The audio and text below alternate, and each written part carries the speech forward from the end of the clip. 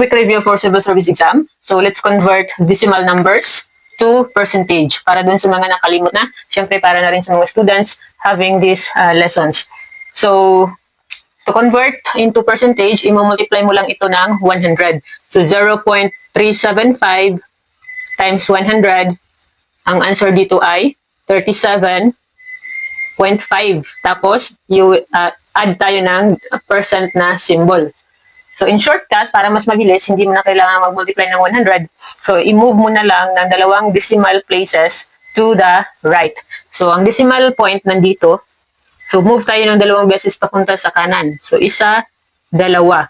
So, ang 0.0625 in percentage ay, nandito na yung decimal point. So, 6.25. Cancel mo na yung 0. So, 6.25%.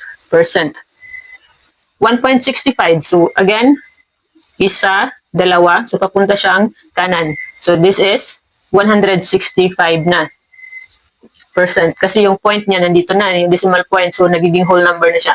Hindi mo na kailangan ilagay yung decimal point. So, how about this one? So, practice this one using the shortcut natin, yung pag-move ng decimal places dalawang beses to the right. Comment down your answer for 0.0048. Ano siya in percentage.